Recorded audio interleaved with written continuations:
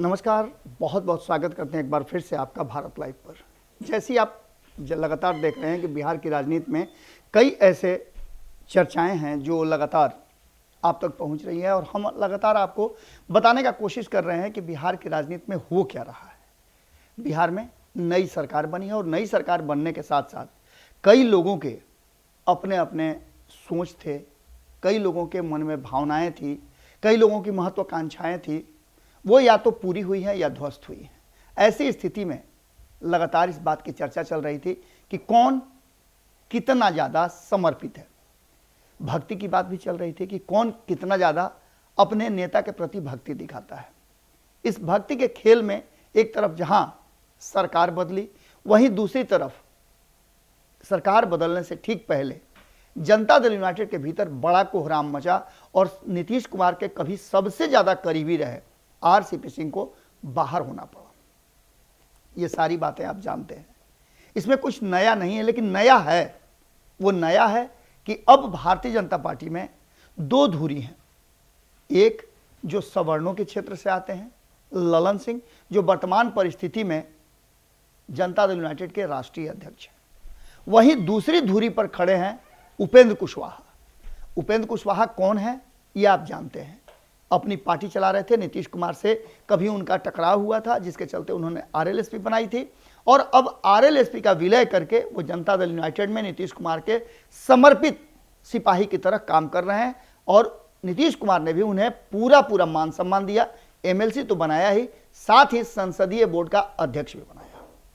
अब आप समझ सकते हैं कि दो धुरी हैं और दोनों को अपना अपना हिस्सा चाहिए, इसलिए कि नीतीश कुमार मुख्यमंत्री की कुर्सी पर बैठे हैं तो इन दोनों को क्या मिला। आपको पता है कि आज भारतीय जनता पार्टी और नीतीश कुमार के बीच में जो संबंध विच्छेद हुआ है उसके पीछे एक सूत्री कार्यक्रम है और वो कार्यक्रम है कि ललन सिंह का मंत्रिमंडल में शामिल नहीं होना। अगर ललन सिंह मंत्रिमंडल में शामिल हो गए रहते तो आज जिस परिस्थिति में बिहार में बदली है सरकार वो नहीं बदलती। हालांकि यह हाइपोथेटिकल प्रश्न है, लेकिन इस प्रश्न का जवाब इसी से आपको मिल सकता है कि आरसीपी सिंह के मंत्रिमंडल में, केंद्रीय मंत्रिमंडल में शामिल होने के बाद से ही यह सारा विवाद शुरू हुआ है।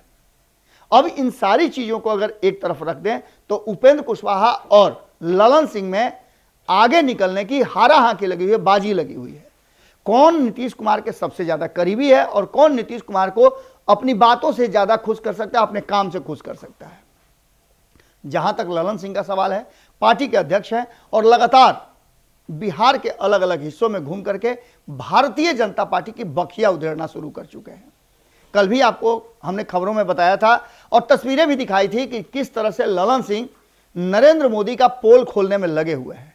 वहीं दूसरी तरफ उपेंद्र कुशवाहा, जिनको कहा जा रहा था, जिसका खुलासा भी उन्होंने कर दिया कि मंत्रिमंडल में नहीं शामिल होने से वो काफी नाराज हैं और उनकी नाराजगी इस बात के से जोड़ के देखी गई कि वो जब यहाँ शपथ ग्रहण हो रहा था तो उस समय पटना से बाहर चले गए थे। आकर के पटना उन्होंने इन बातों को स्पष्ट किया और साफ तरीके से कहा कि उनकी कोई नाराजगी नहीं है और ना उनको बिहार में मंत्रिमंडल चाहिए। तो इसका सीधा सा मतलब है कि उपेंद्र कुशवाहा अगर नाराज नहीं है तो फिर क्या करेंगे। उपेंद्र कुशवाहा ने साफ तरीके से कहा है कि वो नीतीश कुमार को प्रधानमंत्री के रूप में देखना चाहते हैं। इसके अलावा साफ तरीके से उन्होंने कहा कि हम खतरे में नहीं हैं। हम का मतलब उनका था और साथ ही उन्होंने ये भी कहा कि हम कमजोर भी नहीं हैं। ये बातें उन्होंने हिंदू को लेकर के कही।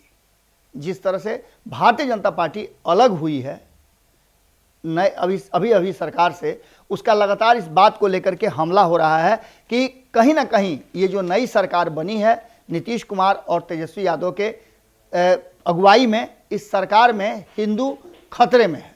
इस बात को लेकर के जहां उपेंद्र कुशवाहा ने बड़ी बड़ी बातें कही है, उन्होंने स्पष्ट तरीके से कहा है कि भाजपा का ये कहना कि बिहार में महागठबंधन का राज आने से हिंदू खतरे में है, इस बात से इनकार कर ले।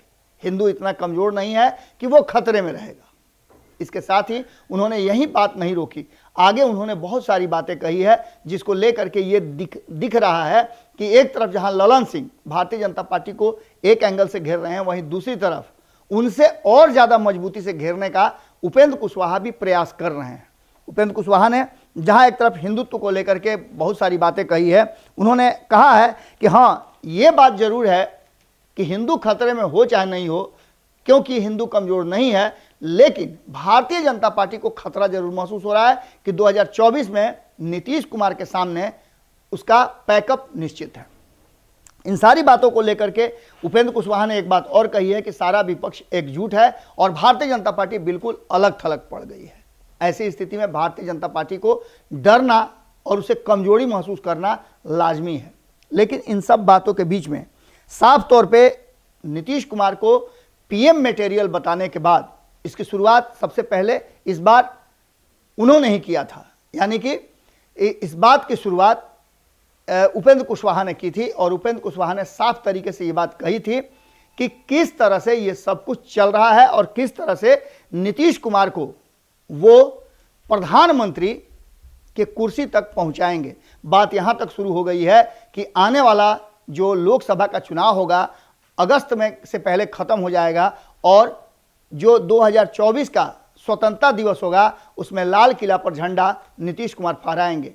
अब उपेंद्र कुशवाहा और जहां एक तरफ ललन सिंह दोनों लगातार अपने अपने हिसाब से तैयारियां शुरू कर रहे हैं, निश्चित रूप से एक दूसरे से आगे निकलने की इस होड़ में कौन आगे निकलता है ये देखने वाली बात होगी। इस खबर में यहीं तक, अगली खबर में तुरंत आपसे मुलाकात होती है। बहुत बहुत धन्यवाद। अरुआ बिहार के राजनीति और बिहारियत से सरोकार रखेनी तो सब्सक्राइब बटन दबा के चैनल के सब्सक्राइब कर ली। ओजे एगो घंटी बा, ओकरा बटन दबा देला से कुल सटीक और मारक खबर रुआ मुफ्त में मिल जाई। अगर रुआ पत्रकारिता के हमनी के नया प्रयोग में सहयोग कर चाहतानी तो ज्वाइन बटन दबा दी। पेटीएम नंबर नोट कर ली 9386816700। धन्यवाद।